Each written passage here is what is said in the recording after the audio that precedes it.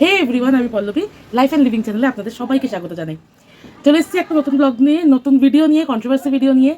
Last একটা video post করেছি, সেখানে আমি লাস্টে বলেছিলাম যে যে টপিকটার উপরে আমি কথা বলছি সেই টপিকে যে কোয়েশ্চেনটা থাকবে যে টিনা কেন আগে বাচ্চা নেয়নি, এখন আমি কেন টিনা বাচ্চা পাক এই অধিকার, কেন অধিকার, কী কারণে টিনা পাবে সেসব নিয়ে এখন কেন কথা হচ্ছে, যখন ও বেরিয়েছিল তখন কেন বাচ্চাটা নেয়নি, সেই নিয়ে অনেকের প্রশ্ন থাকবে, সেটা আমি জানি। সেই প্রশ্নের কিছু আমার তরফ থেকে কিছু উত্তর দিতে আমি এসেছি। আমার সরাসরি টিনার সাথে কথা হয়, হ্যাঁ আমি স্বীকার করছি, আমার সাথে সরাসরি টিনার সাথে কথা হয়, মানে আগে হতো, এখন একটু কমে গেছে, কজ আমি নিজেও জানি যে ও একটা লিগাল প্রসিডিওরের মধ্যে আছে। আর আমি চাই না কোনো রকমভাবে আমার তরফ থেকে বা কারোর তরফ থেকে কোনো রকম মিস হ্যাম্পার হোক ওর পথটা বা ওর আইনি পদ্ধতিটা। কারণ আমরা একে অপরের সাথে কথা বলতে গেলে অনেক কথাই শেয়ার করে ফেলি, এবং সেই কথাটা যদি বাই চান্স মুখ ফসকে আমার বেরিয়ে যায়, সেই জন্য আমি টিনার সাথে কোনো রকম কথা এখন বলতে অতটা স্বাচ্ছন্দ্য বোধ করি না। টুকটাক ভালো আছে কি খারাপ আছে এটুকুনি কথা হয়। এবার আসি আমি আমার টপিকে, যে যে টপিকটা নিয়ে কথা বলছি, যে টিনা আগে কেন বাচ্চা নেয়নি। হ্যাঁ, বলতে বলতে হাঁপিয়ে যাবো, এতগুলো কথা মাথায় আসছে। প্রথমত, টিনা যখন ওখানে একটা হোয়াটসঅ্যাপ চ্যাটের কারণে ওকে প্রচণ্ড মারধর এবং কুরুচিকর মন্তব্য এবং মানে মেরে ফেলার প্রচেষ্টার পর ও যখন ওই বাড়ি থেকে বেরিয়ে আসে, তখন ও একবারও ভাবেনি যে ও ওই বাড়ি থেকে ওকে সারা জীবনের জন্য বেরোতে হচ্ছে। এবার আপনারা বলেন, যদি নাই ভেবে থাকে তাহলে ও ব্যাগপত্র নিয়ে কেন বেরোলো? ও ভাবেনি। তো ও জিনিসপত্র নিয়ে কেন বেরিয়েছিল, আমাদের সবারই একটা ইয়ে থাকে যে আমরা যখন কোথাও বেরোই তখন আমরা আমাদের গোছানো কিছু জিনিস নিয়ে বেরোই। ঠিক সেই সময় ও যখন বেরিয়েছিল, ওর যে গোছানো ব্যাগটা ছিল সেটা নিয়ে বেরিয়েছিল। এবার আপনারা বলবেন না যে আপনি কী করে জানলেন যে ও সারা জন্মর কথা ভেবে বেরোয়নি? তার সবথেকে বড় প্রমাণ, ও বেরিয়ে অত মারধর খাওয়ার পর, বুকে পিঠে আঘাত, কেটে যাওয়া, মেরে ফেলার প্রচেষ্টার পরও ও একবারের জন্য ও কিন্তু কোনো রকম 498 কেস দেয়নি ওর সেই সময়। উল্টে ও মানে বাচ্চাটাকে সেই সময় ভেবেছিল নিজের কাছে আনবে, কিন্তু এই জন্য আনেনি কারণ ভেবেছিল যে ও আবার ফেরত যাবে, কারণ ওকে ওই সংসারটাই করতে হবে। ও মোটেও ভাবেনি যে ও যার সাথে হোয়াটসঅ্যাপ চ্যাট করেছে তার সাথে ও কন্ট্যাক্ট রাখবে বা পরবর্তীকালে ওদের সম্পর্কটা চালিয়ে যাবে। ও বরাবর ভেবে এসেছিল যে ওকে ফেরত যেতে হবে। তার প্রমাণ আমি এর আগে অনেক ভিডিওতে আপনাদেরকে দিয়েছি। তাও বলে রাখি যে তার মেন প্রমাণ হচ্ছে যে ওই জলনের পরিবারের তরফ থেকে কোনো রকম কন্ট্যাক্ট করা হয়নি ওকে ফেরত আনার জন্য।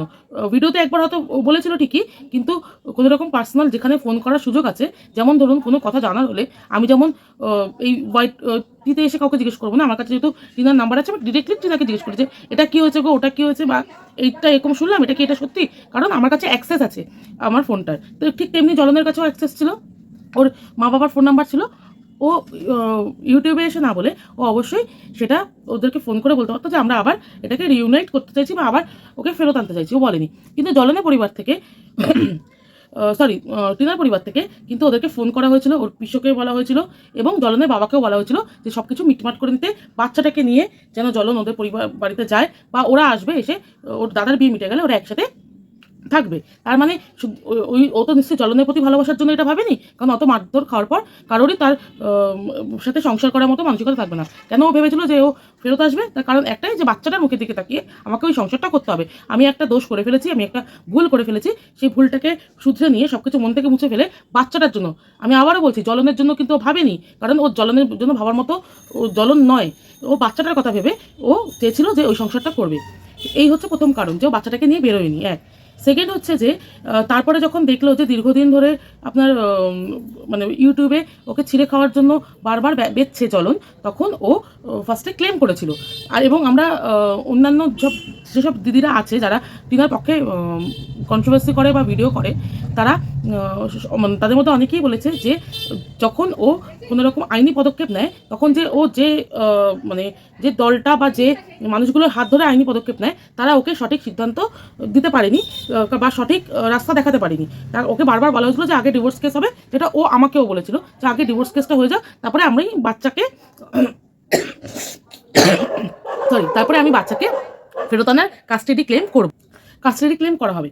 ও এটা আমাকেও বলেছিল। ও যখন আইনি পদক্ষেপ নেয়, যখন দেখলো যে আলটিমেটলি ওই বাড়িতে ও আর মানে রিউনাইট হতে পারবে না বা যেতে পারবে না, তখন ও একটা আইনি পদক্ষেপ নিল, যেখানে অতিরিক্ত ভালোবাসা ছড়াছড়ির জন্য, সৌমিদির মতনই বললাম, অতিরিক্ত ভালোবাসা ছড়াছড়ির জন্য ও কিন্তু মানে সঠিক মানে পথে যেতে পারিনি। এক দ্বিতীয়ত হচ্ছে যে একটা মেয়ে বা একটা মা বেরিয়ে এসছে, সে মানে তার এতগুলো বছরের পরিশ্রমের যে টাকা, তার কাছে একটা পয়সাও ছিল না, একটা পয়সাও সে তার কাছে ছিল না। আহ, এবার তাকে তার সন্তানকে মানুষ করার জন্য বিনা পয়সায় তার মানুষ হয়ে যায় না। আর কতদিনই বা দাদু দিদা চালাতো। আর এই যে কেসের খরচ, একটা সত্যি করে বলুন তো, মধ্যবিত্ত পরিবারে সে যতই সরকারি চাকরি করুক না কেন, মধ্যবিত্ত পরিবারে কোর্ট কাছারিতে আমরা সবাই যেতে ভয় পাই। তার জন্য ওকে আগে স্ট্রংলি নিজের পায়ে দাঁড়াতে হতো। সেই সময় প্রথমেই ওর কাছে সেই সুযোগটা ছিল না যে ও মানে নিজের ছেলেকে নিজের কাছে এনে একটা স্কুলে পড়াবে, তার ভরণ পোষণের দায়িত্ব নেবে, তার জামা কাপড়, খাওয়া দাওয়া, খাতা পেন্সিল, টিউশন ফিস, স্কুল ফিস, অসুখ, মানে শুধু তো এগুলো থাকে না, অসুখ হতে পারে, রোগ ভোগ সব কিছুর মানে একটা কি বলে, একটা বাচ্চা মানে হচ্ছে তার পেছনে একটা হিউজ খরচ, সেটা আমরা সবাই জানি। সেইটা স্পেন্ড করার মতো ও তখনও দাঁড়ায়নি। এবার সেই কারণেও আনতে পারেনি, কারণ হচ্ছে যে ওর সেই সময় একটা স্ট্যান্ড, ওর মানে পায়ে, সব থেকে বড় কথা মানে যেটা বললে এক কথায় আপনারা বুঝে যাবেন যে ওর পায়ের তলার মাটিটা শক্ত ছিল না বলে ও কিন্তু ছেলেকে ফার্স্টে নিতে পারেনি।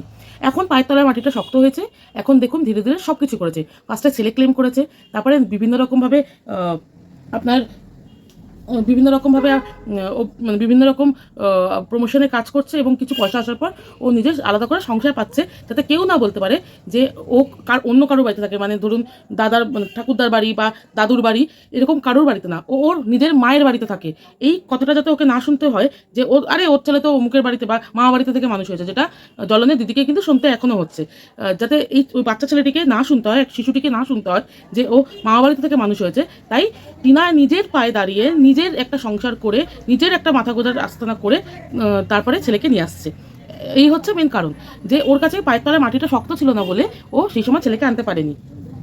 এবার আমি একটা আপনাকে কথা বলি যে মানে এই সব কথা শোনার পর আমি জানি বহু কন্ট্রোভার্সি ক্রিয়েটার বলবে যে, বা ধরুন এত কিছু তারাও জানে, আমার ভিডিও তাদের অবধি না পৌঁছালেও, আমি একটা ক্ষুদ্র মানুষ মাত্র, তাদের অবধি না পৌঁছালেও তারাও জানে যে এইসব কারণেই আনতে পারে না। তারপরেও এই মাটিকে নিয়ে চিড়ে খাওয়া হবে। এবং আমি আপনাকে এটুকুনি বলে রাখছি যে আমি নিজেকে এতদিন খুব স্ট্রং হেডেড এবং স্ট্রং মাইন্ডেড একটা মেয়ে বলতাম, কিন্তু টিনাকে দেখার পর আমি ওকে স্যালুট জানাচ্ছি যে ও এত ট্রোলিং, এত ব্যাড ব্যাশ সহ্য করে, ও যে নিজের মাথাটা স্থির রেখে এবং ছোট ছোট স্টেপ ফেলে, একবারে হঠকারিতা কোনো রকম সিদ্ধান্ত না নিয়ে, কোনো রকম কাউকে ছোট কথা না বলে, কাউকে তার সন্তানের পিতাকে ছোট না করে বা অন্য কোনো মানুষকে ছোট না করে নিজের শক্ত করে এতদূর এগিয়ে এসছে, সেই স্ট্রং মাটিকে, সেই স্ট্রং মেয়েটিকে আমি স্যালুট জানাচ্ছি। এবং আমি আমার আশা এবং ভালোবাসা এবং আশীর্বাদ, ওর থেকে আমি বড় হই, 2 বছরে বড় হই বা 3 বছরে বড় হই, আমি সেই বড় হওয়ার অধিকারে আমি আমার আশীর্বাদ ওর মাথার উপর রাখছি।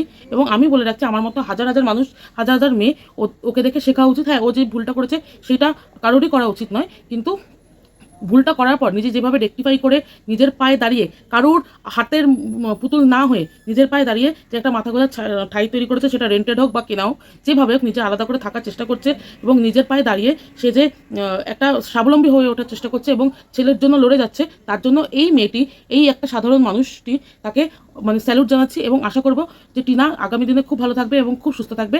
এটুকুনি বলার। আজকের ভিডিওটা এখানে শেষ করছি। যদি ভালো লেগে থাকে তাহলে অবশ্যই আমার ভিডিওটা লাইক, শেয়ার অ্যান্ড কমেন্ট করবে। প্লিজ কোনো রকম স্ল্যাং ইউজ না করে কমেন্ট সেকশনে আপনাদের যদি বিরোধী মতামত থাকে সেটাও জানাবেন। আর যদি সত্যি ভালো লেগে থাকে প্লিজ প্লিজ প্লিজ একটু সাবস্ক্রাইব করে দেবেন।